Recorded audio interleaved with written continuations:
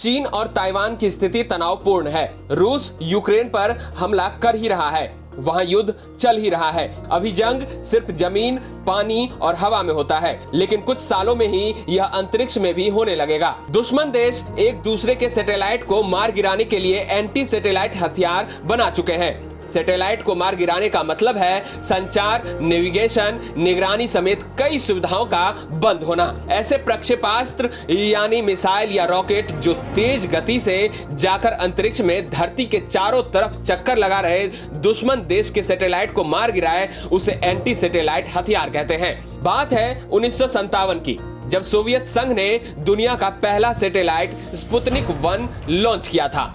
America को लगा कि शीत युद्ध का दुश्मन धरती की कक्षा में परमाणु हथियार से संपन्न सैटेलाइट तैनात कर रहा है। तब अमेरिका ने पहला ASAT बनाया था। यह हवा से लॉन्च की जाने वाली बैलिस्टिक मिसाइल थी, जिसका नाम था बोल्ड ओरियन। अब सोवियत तो चुप बैठते नहीं, उन्होंने भी अपना ASAT बना डाला। इन्हें नाम दिया को ऑर्बिटल्स। ये हथियार अपने और दुश्मन के सैटेलाइट के साथ साथ उड़ते रहते हैं। साल 2007 में चीन भी इस रेस में शामिल हो गया। उसने अपने बैलिस्टिक मिसाइल से अंतरिक्ष में अपने पुराने मौसम सैटेलाइट को उड़ाया, जिसकी वजह से अंतरिक्ष में काफी ज्यादा कचरा फैल गया। साल 2019 में भारत ने भी मिशन शक्ति के तहत अपने पुराने सैटेलाइट को बैलिस्टिक मिसाइल से मार गिराया था। अप्रैल 2022 में अमेरिका पहला देश बना जिसने मिसाइलों से सैटेलाइट को मारना प्रतिबंधित किया। चलिए अब जानते हैं कितने प्रकार के होते हैं एंटी सैटेलाइट हथियार। दरअसल ASAT को प्रमुख तौर पर दो तरह से बांटा जा सकता है।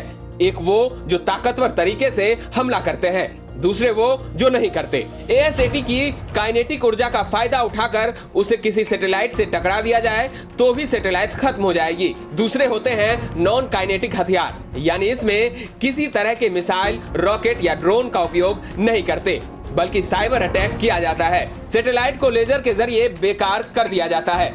ऐसे हमले हवा, धरती की निचली कक्षा या फिर जमीन से भी किया जा सकता है। 4 देशों ने अब तक अपने पुराने सैटेलाइट्स को मार गिराने के लिए अपनी मिसाइलों का उपयोग किया है। ये है भारत, अमेरिका, रूस और चीन।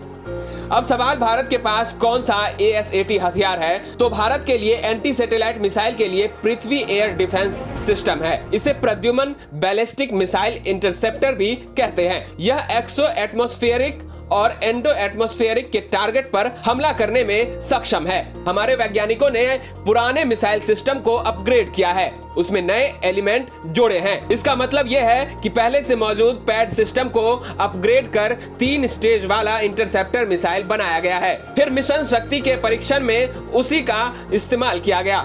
भारतीय ASAT मिसाइल की रेंज 2000 किलोमीटर है। यह 1470 से 6126 किलोमीटर प्रति घंटा की रफ्तार से सैटेलाइट की तरफ बढ़ती है। हालांकि बाद में इसे अपग्रेड कर ज्यादा ताकतवर और घातक बनाया जा सकता है। DRDO ने बैलिस्टिक इंटरसेप्टर मिसाइल के जरिए 300 किलोमीटर की ऊंचाई पर मौजूद उपग्रह को मार गिराया। खैर, अगर युद्ध अंतरिक्ष में हुआ तो कौन जीतेगा, कौन हारेगा, ये तो नहीं पता, लेकिन भारत पूरी तरह से तैयार है। ब्यूरो रिपोर्ट, भारत तक।